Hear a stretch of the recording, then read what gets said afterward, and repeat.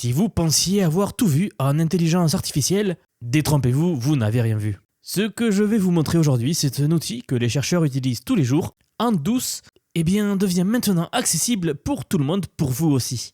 Il faut que vous imaginiez une IA capable de lire vos documents, vos vidéos YouTube, vos PDF, bref, absolument toutes les sources que vous voulez, et à la toute fin de générer automatiquement un podcast entre deux présentateurs virtuels pour vous expliquer le contenu, ou alors vous permettre d'apprendre un sujet particulier de manière ultra précise et super intuitive, le tout en français, gratuitement et en quelques secondes.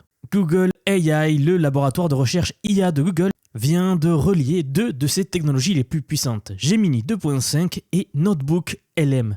Le résultat, c'est comme avoir un cerveau augmenté pour apprendre, créer et même bosser 10 fois plus vite. Cet outil, c'est une dinguerie et je sais de quoi je parle, je l'utilise beaucoup. Donc dans la vidéo d'aujourd'hui, on va voir des exemples d'utilisation, je vais vous montrer comment utiliser dès aujourd'hui cet outil et en fin de vidéo, je vous ferai écouter un vrai podcast que j'ai généré grâce à cet outil. Bref, vous allez halluciner. Je vous rappelle juste que si ce n'est pas déjà fait, que vous aimez la vidéo tout au long de son visionnage de celle-ci, vous pouvez vous abonner ou laisser un j'aime, cela soutiendra beaucoup la croissance de la chaîne. Je vous rappelle également que j'ai mis en place une newsletter, donc il vous suffit de vous y inscrire. Et je vous envoie des emails de lundi à vendredi avec les meilleurs résumés tech de la semaine, si vous n'avez pas trop le temps et que vous voulez accéder à l'actu le plus rapidement possible.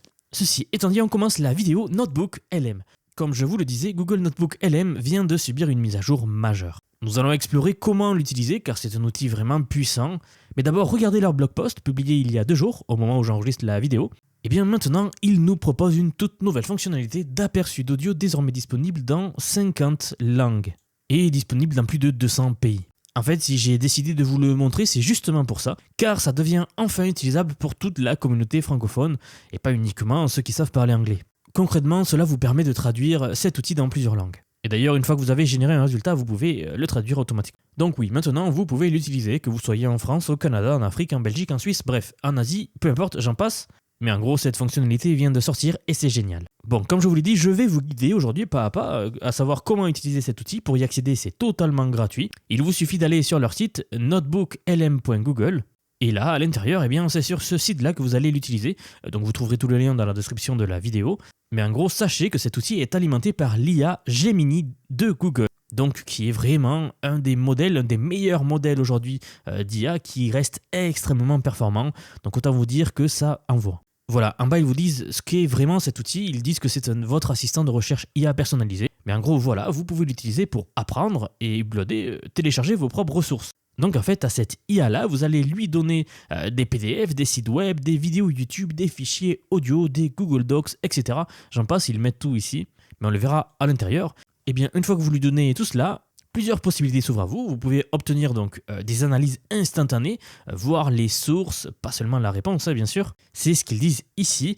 Vous pouvez en fait approfondir n'importe quel sujet et ensuite faire parler une IA à propos de ce sujet-là que vous essayez d'apprendre ou d'explorer. Pour moi, la meilleure façon de booster votre apprentissage tout en étant complètement gratuit, donc c'est ça le plus dingue et le meilleur. Ok, regardons ça. Donc pour vous connecter, vous cliquez ici sur Essayer Notebook. Ensuite, forcément, il va vous demander de vous connecter à votre compte Google. Donc allez-y, vous vous connectez. Et voici donc l'interface où vous devez vous retrouver. Ici, vous êtes censé n'avoir aucun projet, vous.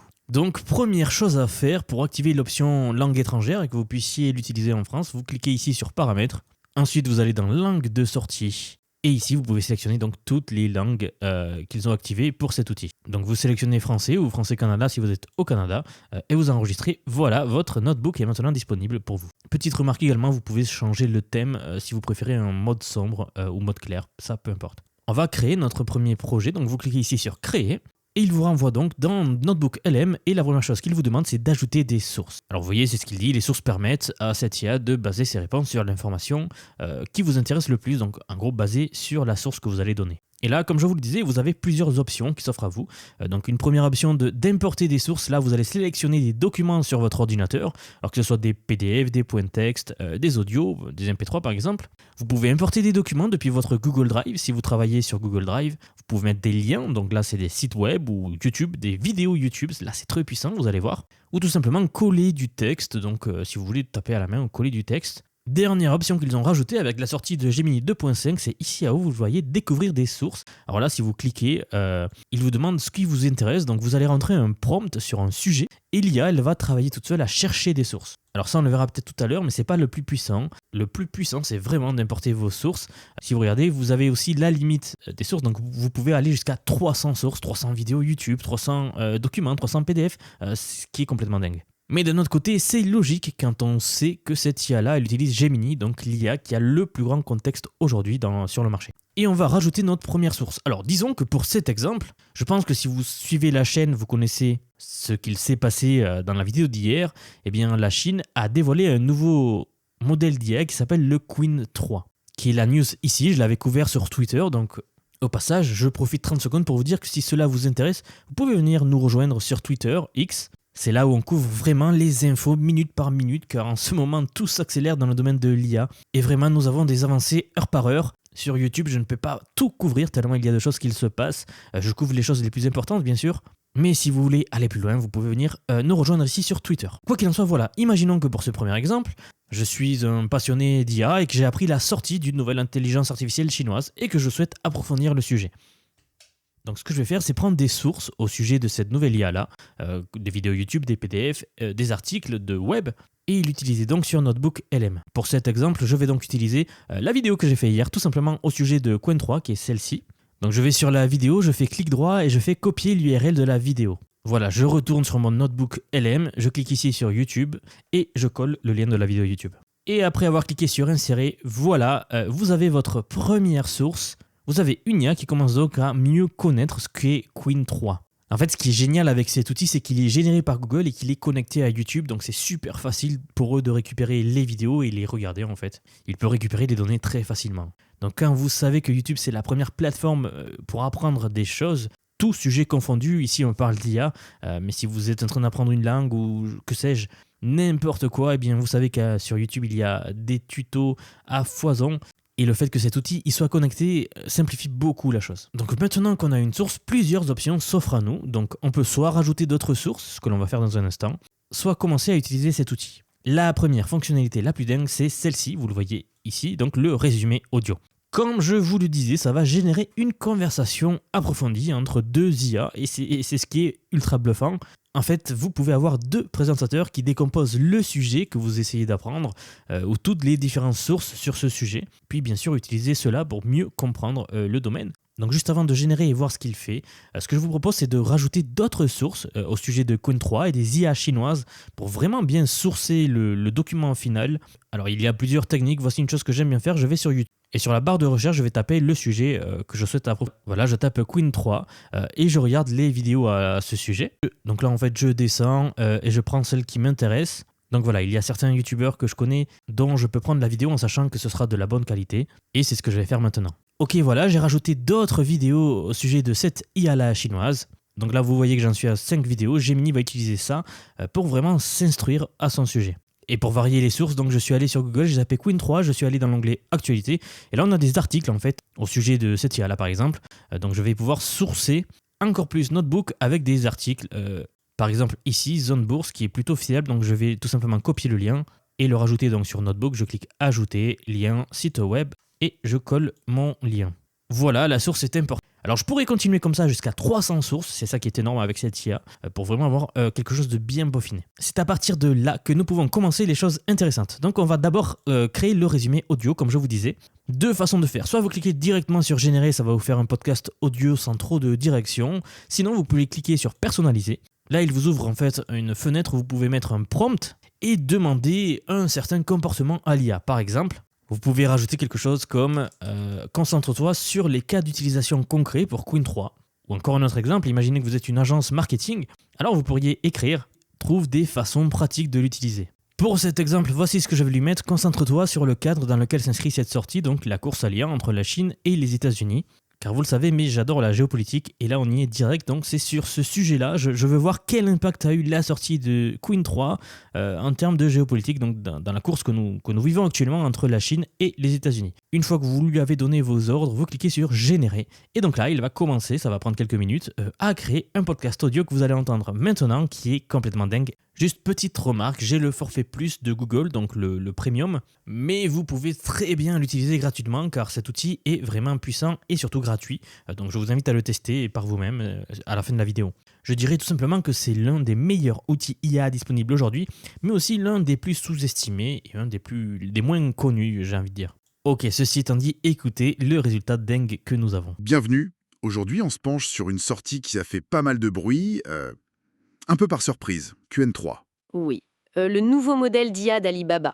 C'est vrai que l'attention a été plutôt tournée vers DeepSeek, donc cette annonce, elle marque les esprits. Carrément. Et ça s'inscrit en plein dans cette compétition technologique intense, quoi. Chine, États-Unis. Exactement. L'idée, c'est de décortiquer un peu ce que QN3 apporte, sa place là-dedans, en se basant sur ce qu'on a pu lire. Ok, alors, QN3, c'est la dernière génération open source d'Alibaba, annoncée comme très très performant. C'est ça. On va regarder ses capacités techniques, comment il se compare, et puis surtout son accessibilité. C'est important dans le contexte actuel. Justement, les performances. Qu'est-ce qu'on en sait? Et les sources parlent de scores assez élevés. Oui. Apparemment, il tient la route. Alors, qu'est-ce que vous en avez pensé? C'est incroyable, n'est-ce pas? On dirait des vraies voix qui parlent. Moi, ça m'a halluciné la première fois que j'ai entendu ça. C'est vraiment puissant. Je pense qu'on vient vraiment de franchir un nouveau palier. Et je pense que vous le saviez, mais aujourd'hui, on arrivait à faire des voix IA plutôt pas mal avec Eleven Labs, qui était vraiment le meilleur labo aujourd'hui qui arrivait à faire ça. Mais Google vient de mettre un gros coup sur le générateur de voix par audio. Donc, c'est ce que nous regarderons beaucoup plus en détail pour mes élèves. Si vous êtes l'un de mes élèves, sachez qu'on va creuser ce sujet-là. Ok, ensuite, ce que vous pouvez faire également ici, c'est interagir avec toutes ces sources dans cette section, donc la partie centrale, c'est un chat, c'est ultra puissant car c'est comme si vous aviez une IA entraînée sur un sujet particulier. Ici, ça serait Queen 3. Donc par exemple, si je vais dans le chat ici et que je demande comment Queen 3 se compare-t-il aux autres modèles, je clique sur envoyer. Et Gemini de Google va donc vous répondre. En fait, c'est là où on voit que c'est un outil d'apprentissage ou d'exploration, surtout d'exploration d'ailleurs, qui peut parcourir vos données à vous et trouver des solutions ou vous indiquer des pistes à suivre du moins. Voici ce qu'il nous répond. Vous pouvez voir qu'il nous a donné une réponse vraiment détaillée et complète, super approfondie en tout cas sur le sujet. Et ce qui est bien, c'est que regardez, il donne les sources à chaque fois, donc c'est qu'il nous dit quel passage des sources il a utilisé pour dire ce qu'il a dit. En fait, en gros, quand vous cliquez sur le numéro de la source, il vous ouvre ici à gauche l'extrait d'où il a tiré ça. Donc là, par exemple, c'est tiré de ma vidéo. Bien sûr, je vous l'ai dit, mais ça, les chercheurs, ils l'utilisent énormément tous les jours. En fait, ce qu'ils font, c'est qu'en source, ici, ils mettent énormément de papiers scientifiques sur le sujet qu'ils sont en train d'étudier.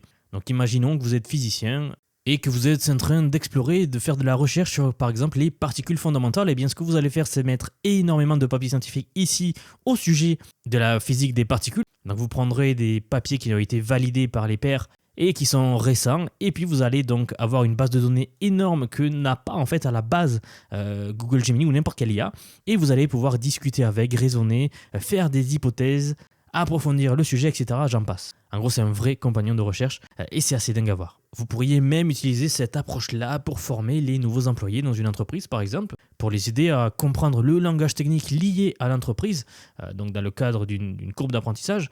Mais bien plus encore, en fait, les cas d'usage ne manquent pas. Je vous laisse vous imaginer dans votre domaine comment est-ce que vous pourriez utiliser cet outil. Alors, juste avant de voir la vidéo que j'ai faite avec cet outil, que je vous mettrai en fin, regardons un dernier exemple. Et j'ai imaginé que nous pourrions partir dans le domaine du cinéma. Cette fois-ci, on ne l'a jamais fait sur la chaîne, donc pourquoi pas. Je suis fan de Christopher Nolan, c'est mon réalisateur préféré. Je pense que vous le connaissez tous, bien sûr. Alors, on va maintenant imaginer que nous avons un projet en lien avec lui, par exemple. On va imaginer que je suis dans le domaine du cinéma et que je souhaite en apprendre plus sur lui et ses films et ses méthodes cinématographiques, par exemple. Donc, si vous êtes un apprenti réalisateur et que vous regardez la vidéo, eh bien, écoutez cet exemple, il pourrait peut-être vous intéresser. Un de ces films, donc ici j'ai tapé Inception et je vais commencer donc à prendre des vidéos pour analyser ça. Donc par exemple ici je connais pas mais il a 2,4 millions de vues donc ça doit être une très bonne vidéo. Je vais cliquer sur copier le lien. De retour sur Google LM, donc je vais créer un nouveau projet. Je vais cliquer ici donc dans le logo Google LM pour retourner à l'accueil, créer comme tout à l'heure et je commence à mettre toutes mes sources. Donc en fait ce que je vais plutôt taper c'est Inception analyse pour vraiment tomber sur des vidéos d'analyse au sujet de ce film. Quand j'étais plus jeune, je regardais des vidéos donc, de ce youtubeur-là, le Fossoyeur de films, qui est un très bon youtubeur pour analyser les films. Donc j'ai tapé ça et je vais mettre sa vidéo aussi. Donc là voilà, je me retrouve avec 3 sources au sujet d'un seul film particulier de Christopher Nolan et plusieurs possibilités s'offrent à moi comme tout à l'heure. Donc je peux générer une conversation approfondie sur ce sujet-là, je peux lui poser des questions. Par exemple, regardez une question, je lui dis « Explique-moi la structure narrative du film ». Et là, nous avons donc eu une explication de la structure narrative de ce film-là. À noter que j'aurais pu poser n'importe quelle question. Pareil, sur une conversation audio, je pourrais aller sur personnaliser et je pourrais mettre quelque chose comme ça, concentre-toi sur les techniques cinématographiques utilisées par le réalisateur. Ensuite, cliquer sur générer, je vais me retrouver avec un audio qui sera donc quelque chose de beaucoup plus ludique à écouter que simplement lire du texte et qui va permettre une meilleure assimilation de l'information. Ça, je pense que vous le savez, mais quand vous regardez une vidéo YouTube illustrée ou que vous écoutez des choses passionnantes, eh bien en général, vous apprenez mieux que si vous lisez simplement du texte. Donc ça peut beaucoup aider. Et donc forcément, on va se retrouver avec un audio de 2 personnes qui vont parler du sujet que j'ai demandé, donc les techniques cinématographiques de ce film-là, en particulier donc Inception. Maintenant, on pourrait aller encore plus loin. Je vous ai dit que c'est Christopher Nolan, le sujet de l'étude ici. Donc, on peut rajouter d'autres sources qui ne soient pas ce film-là. C'est là la puissance de cet outil aussi, c'est que c'est multi-sujet. Donc, c'est ce qu'on va faire. Je vais sur YouTube, je tape Christopher Nolan et là j'ai plein de vidéos au sujet de Christopher Nolan et je vais commencer à prendre des... Donc là par exemple, Hugo Décrypte avait fait une interview sur Christopher Nolan à l'époque, qui au passage était une super interview, c'est très passionnant, donc si ça vous intéresse et que vous aimez la personne, vous pouvez toujours aller le voir. Donc je vais commencer à sourcer mon Google Notebook comme ça. Voilà, donc j'ai mis 3 sources, vous avez compris le principe je pense. Vous commencez à sourcer, vous allez jusqu'à énormément de sources et ensuite vous interagissez avec l'IA pour vous faire tout ça.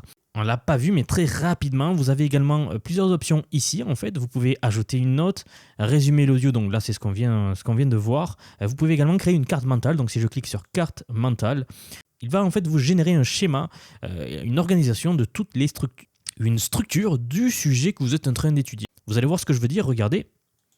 C'est comme ça, donc ici effectivement j'ai sourcé Christopher Nolan, donc quand vous cliquez dessus il vous renvoie en fait sur le chat, discute le contenu et les sources concernant Christopher Nolan, mais il vous a fait un mind map tout simplement avec plusieurs domaines concernant cette personne-là. Donc ici par exemple si on va dans film et thème on peut dérouler.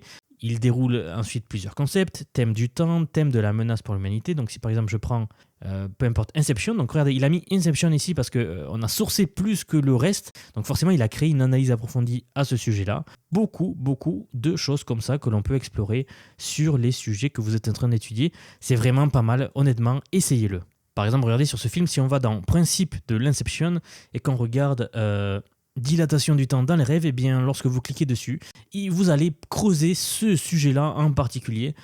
Donc c'est vraiment puissant pour apprendre. Comme je vous l'ai dit, bon, ça fait 10 fois que je le répète, mais tout simplement car c'est certainement l'outil d'IA le plus pratico-pratique que l'on puisse avoir dans le domaine de l'apprentissage. Voilà, vous avez maintenant entre les mains l'un des outils les plus puissants et pourtant les plus sous-estimés que Google ait jamais sorti pour apprendre, créer et même automatiser avec l'IA.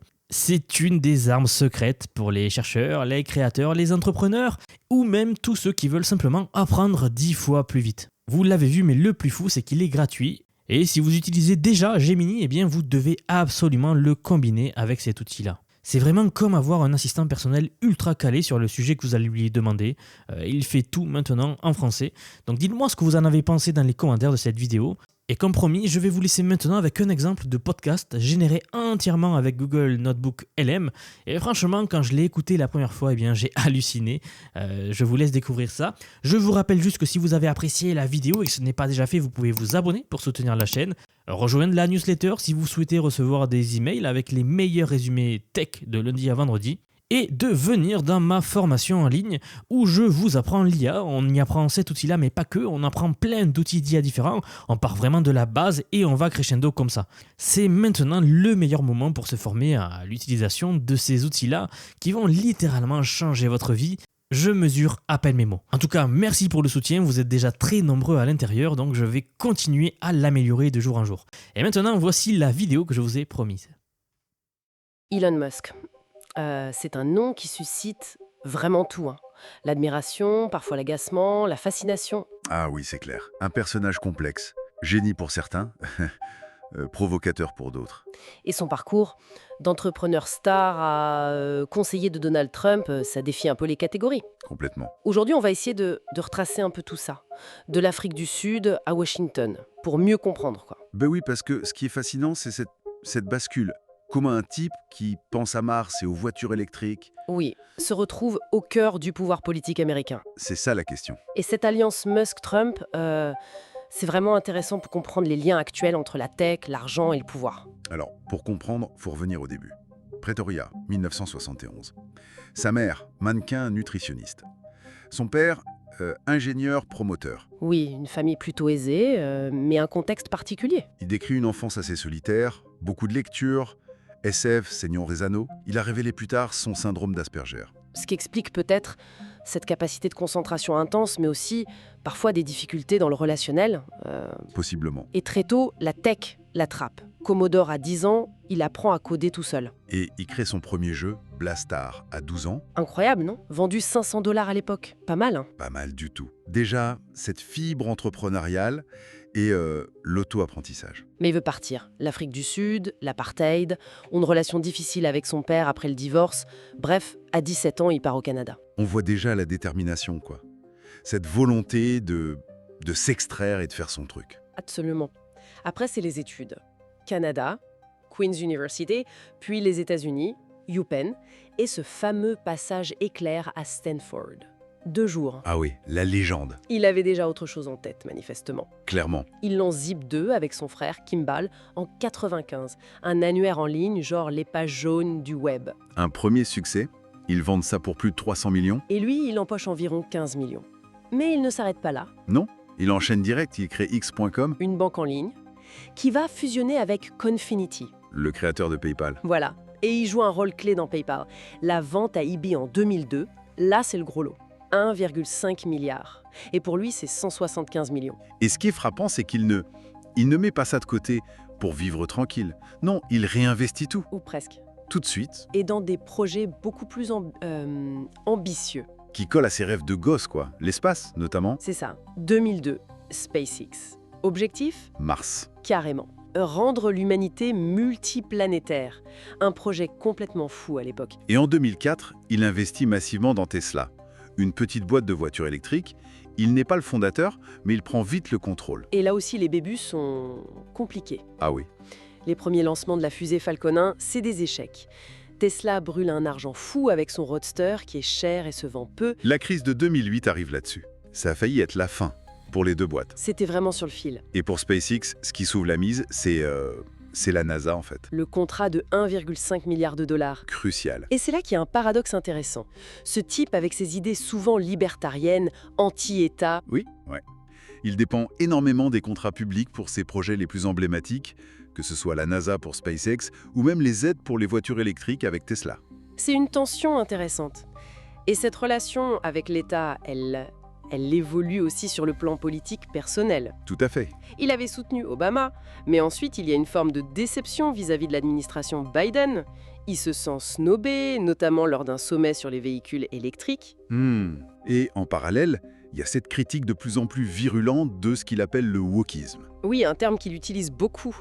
Il lie ça apparemment à des expériences personnelles, notamment avec son enfant transgenre, et ça le pousse vers les républicains. Alors, les motivations, c'est sans doute un mélange. Ressentiment personnel peut-être, un certain alignement idéologique sur des thèmes anti-système, Et peut-être des intérêts économiques aussi, hein. probablement. La question de l'opportunisme, elle est sur la table, c'est sûr. Et ça nous amène à la relation avec Trump. Au début, ils se critiquaient mutuellement, hein. Oui, c'était pas gagné. Et puis un rapprochement assez spectaculaire. Musk devient un soutien actif en 2024, financier et via sa plateforme X, l'ancien Twitter. On parle d'une sorte de fascination réciproque. Trump qui admire le génie, Musk qui serait fasciné par le pouvoir, la force brute de Trump. C'est ce qui se dit. Et la conséquence, c'est cette nomination improbable à la tête du DOAG, Department of Government Efficiency, tout un programme. L'objectif affiché, couper drastiquement dans les dépenses fédérales, on parlait de 2000 milliards au début. Dingue. Et les méthodes, pour le moins controversées.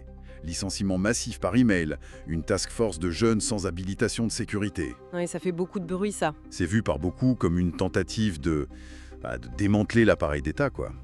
Ça a provoqué une levée de bouclier énorme chez les démocrates, les fonctionnaires. On se souvient aussi de cette scène un peu surréaliste au bureau ovale, avec son fils X. Ah oui, Mais apparemment, en coulisses, il y aurait eu des tensions. Trump lui aurait dit d'y aller au scalpel, pas à la hache, un recadrage. et ça a eu un impact sur l'image de Tesla notamment, des appels au boycott. L'action en bourse qui souffre aussi. Oui, les conséquences économiques sont réelles. Alors si on essaye de de résumer un peu tout ça. De Pretoria à Washington, en passant par Mars, c'est une trajectoire folle. C'est le moins qu'on puisse dire. Un innovateur tech qui devient une figure politique majeure, hyper influente, aussi admirée que critiquée. Et au-delà du personnage lui-même, ce qui interpelle, c'est la concentration de pouvoir Oui, technologique avec ses entreprises, financier avec sa fortune, et maintenant politique directe via ce rôle auprès de Trump. Et tout ça souvent en dehors des cadres traditionnels. c'est vrai. Alors, la question qu'on peut se poser, c'est quelles implications pour l'avenir quand une seule personne peut avoir autant d'influence sur l'espace, l'énergie, l'information, les politiques publiques, surtout quand cette personne agit un peu en électron libre. Ça laisse matière à réfléchir, c'est sûr.